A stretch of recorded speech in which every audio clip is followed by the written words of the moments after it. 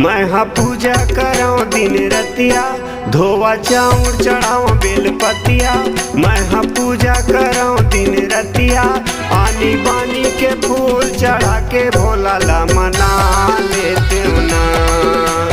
हर हर भोला गमन माँ तोला बसा लेते ना। हर हर भोला गमन माँ तोला बसा लेते ना। धोवा चाउर चढ़ाऊं बेलपतिया।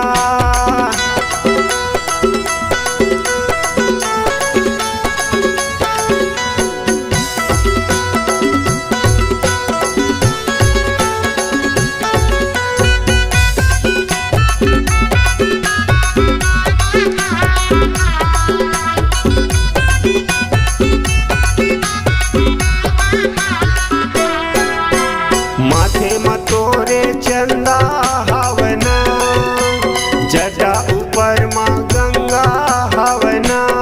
दे बैला सवारी करैया मैं मना लेते ना।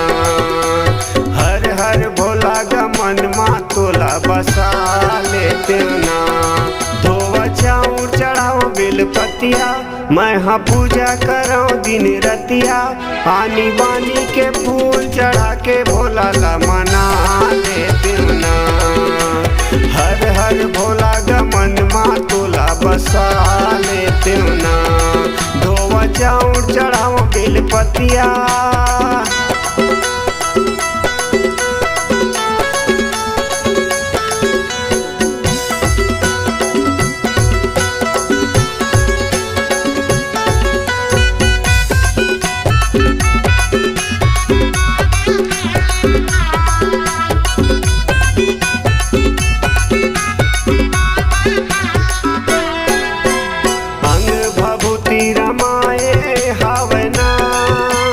राम लमन में बसाए हवना, दे डमरू और त्रिशूल धरैया मैं मना लेते ना। हर हर भोला गमन माँ तोला बसा लेते ना। धोवा चाउर चढ़ाओ बेलपतिया, मैं हाँ पूजा कराऊं दिन रतिया। आनी बानी के फूल चढ़ा के भोला ला मना लेते ना। हर हर भोला गमन माँ तोला बसा लेते ना। धोवा चाउर चढ़ाओ बेलपतिया।